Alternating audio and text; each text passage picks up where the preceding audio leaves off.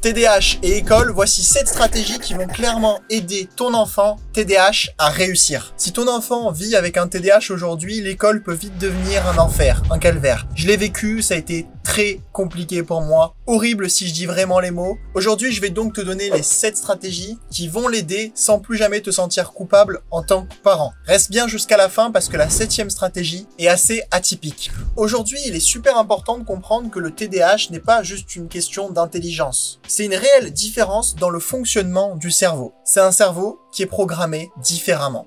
Ton enfant peut avoir des difficultés d'impulsivité, d'hyperactivité ou d'inattention, voire des fois les trois. Et souvent, les filles, plus que les garçons, passent inaperçues dans les diagnostics de personnes TDAH. Elles sont super fortes pour mettre un masque social et passer dans les mailles du filet. La première stratégie, elle consiste dans le fait de créer un tunnel d'attention. C'est-à-dire de faire en sorte d'installer l'enfant qui est sujet aux distractions, loin des fenêtres, loin des distractions de ses camarades, c'est-à-dire souvent le proche possible du professeur. Comme ça, dans son champ de vision, il voit directement le tableau, ce qu'il y a écrit, et le prof ou la professeure. La deuxième stratégie, elle est toute simple. C'est de créer un code secret avec l'enseignant pour aider à rappeler à l'élève TDAH qu'il faut se reconcentrer sans l'humilier. La plupart des enseignants, comme j'ai pu le vivre, me faisaient la remarque pertinemment devant tout le monde pour me mettre mal à l'aise. Et j'ai vraiment vécu ça plus jeune comme de l'humiliation. Un petit geste discret, un geste de la main, un clin d'œil ou autre. 3, et ça va avec la première astuce, c'est de mettre en place un bureau minimaliste. Il faut qu'il y ait le strict minimum dans la trousse et sur le bureau. Sinon, tout est sujet à distraction. Il joue avec la mine du crayon,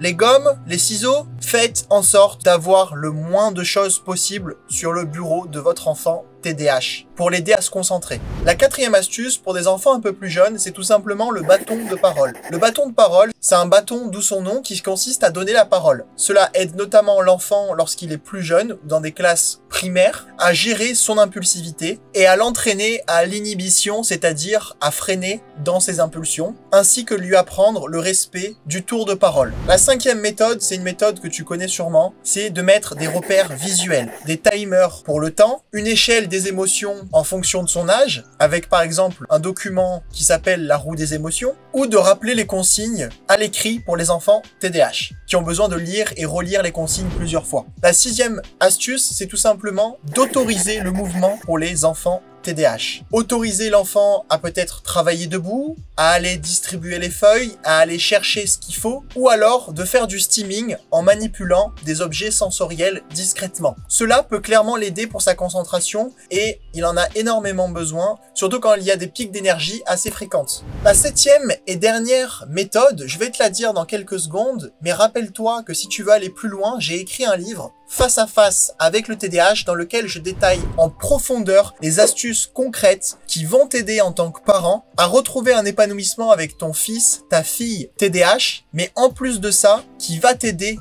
toi en tant que personne TDAH. C'est un livre de plus de 400 pages dans lequel je vais te donner tous mes secrets qui m'ont permis d'en arriver jusqu'ici et de faire de ma différence une force. Alors clique sur le lien dans ma biographie. Au passage, n'oublie pas de t'abonner, liker cette vidéo et partager à un parent qui en a énormément besoin. Je suis sûr que tu en connais plusieurs pour ne rien rater sur le TDAH. On en arrive donc à la 7e méthode qui est tout simplement de renforcer l'estime de l'enfant TDAH qui est souvent plus bas que terre, souvent qui a été brisé pendant plusieurs années à la maison, à l'école, parce que l'enfant TDAH subit ces remarques-là, comme quoi il est soit pas assez concentré, pas assez sage, ou alors trop bruyant, trop en colère, trop pas concentré. Donc, il faut absolument renforcer son estime de lui immédiatement en le valorisant avec des petites remarques et en lui faisant du feedback instantané et positif. Un sourire, une petite note d'encouragement ou un petit mot pour l'aider à continuer.